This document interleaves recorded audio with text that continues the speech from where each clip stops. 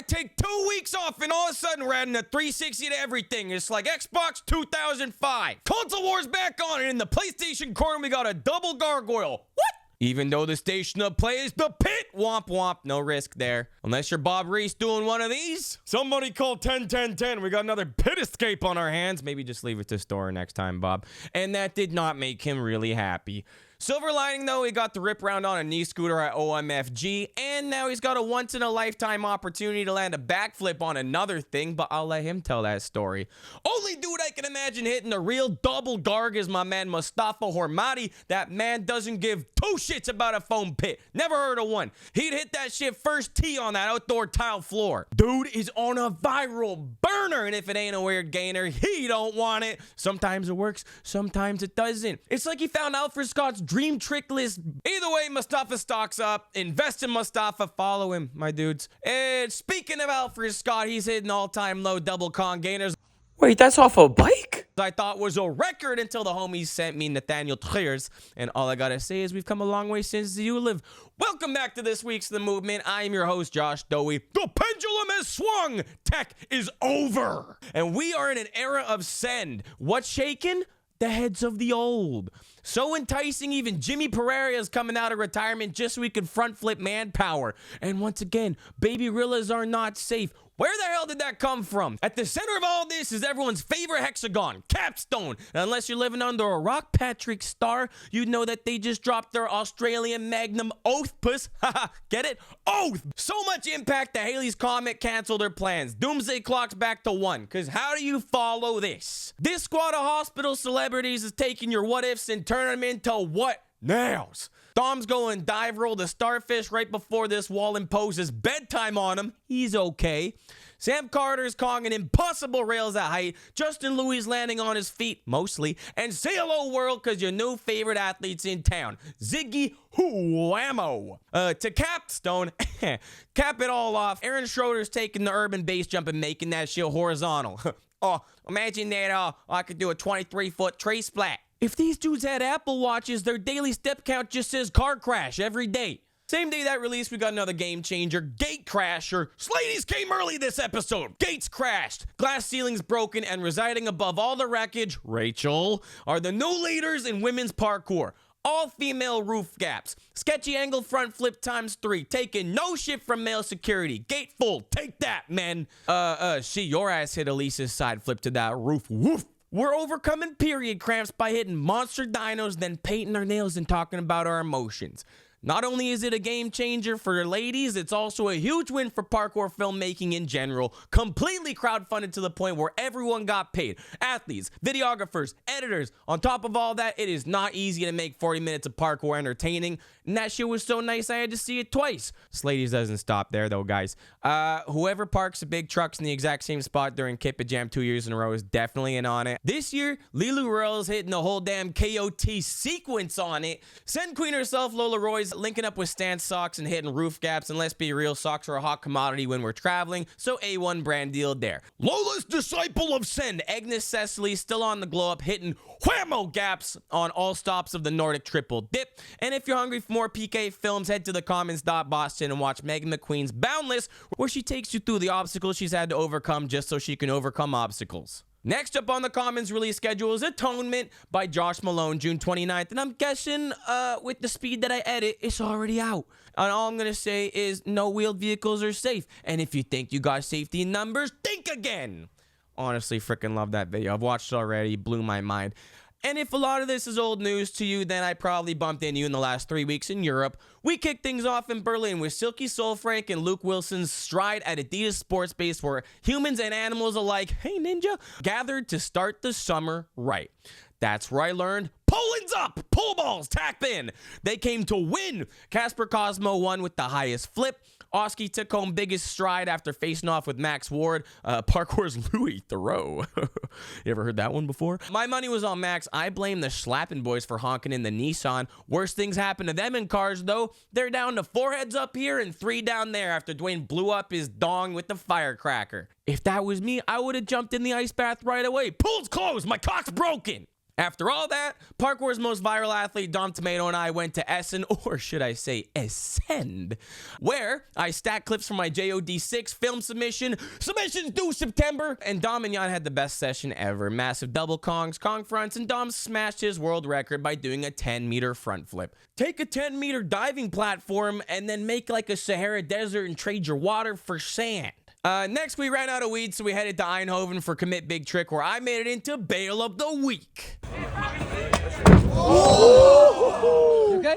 Yeah, I sent it. More on that later. Lago took home the trophy for biggest gap, and we witnessed the brilliance of Geo Bart, who won first place overall for doing like 11,000 things. Next event was obviously OMFG Party of the Century with twice as many people as last year. This year we had an amazing setup indoor and out. Sei Asakura won first in freestyle, where I did not lose my voice in my job. Callum Powell made his on-stage debut, breaking his neck, all while I played shuffleboard inside and jokes on him, because I did stand-up along with Dom and Phil Doyle, and next year he's doing it. You better put the pressure on him because he really enjoyed that this year. Kevin Franzen took first in the skill finals. Henry Blue premiered the latest version of True PK, where we went full toxic Twitch chat mode on Tim Champion. Darryl Stingley would have stuck that. Henry unveiled that True PK is now available for free on Windows and Mac, with the mobile version coming soon. Bet you didn't know that shit. That's why I'm telling you. By now, you've missed the rest of that Nordic triple dip. Hope you didn't put all your eggs in one basket, because they're throwing them all around in Sweden.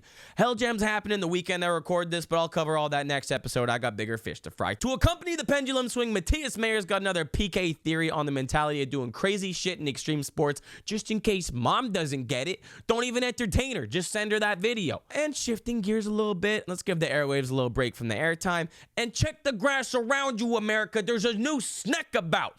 It's Dominic. My man's beefing up the all-neck brethren, bringing anaconda length and strength to the squad. Hops! And he knows exactly what he's doing with that long-ass descent, breaking it up into pieces. Emphasis on the ass. How old is he? All right, shake that thing. Pop just like that pop side after bang. Pop, pop. If you're algorithmically in line and you don't want to leave Instagram, I got some low-impact snacks for you with Captain Tuna's Fisheye Extravaganza for 1 minute of flowy pleasures. Similarly, Aquatic Vibe, Egg's got an OS update for you fish pass enthusiasts. And if all you think about is fish, you probably work on a boat, just like this dude. Only difference between you and him is that he doesn't use the ship as an excuse for not training. Taking the pirate ship all the way across the ocean, we got a little Asia update. New Techers alert. We got the Shun Cat Leap, and it's not just because Japan has impeccably clean and sticky marble walls. Works in other places too. Could have used that in Japan's One Flow battle, where quad full Kaito won first place, and this tiny kid won the youth division looking like Yoda in episode 2, and that's all I know really. And in the vein of lack of information, there's a Taiwanese parkour film. You're gonna want to find that and watch that any chance you get. I found it. Here it is. Check it out. I'll talk about it next episode.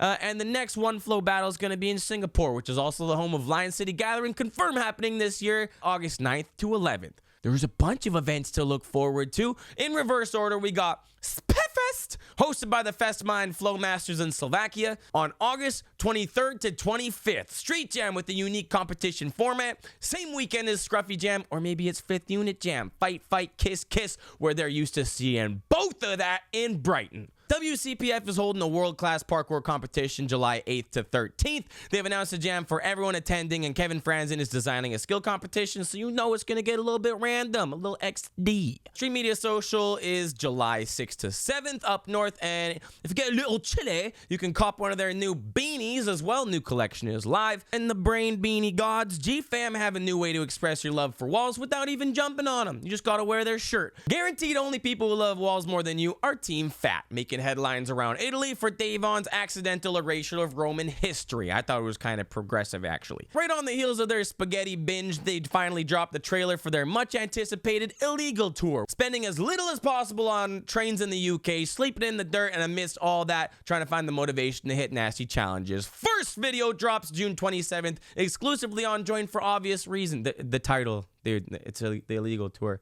YouTube's gonna love it. Bail of the week! It's Henry Bardsley again. Just kidding. There's no bails here. Only one of Australia's top youths. And spoiler alert, he's landing things this time. Dub backs, hench splats, child-sized human hitting adult-sized challenges, numerous top-to-bottom challenges where everyone else in his age bracket is still learning to use the stairs. Now we interrupt this episode to bring you Bail of the Week live on the scene. Over to you, Josh. Thank you, Josh.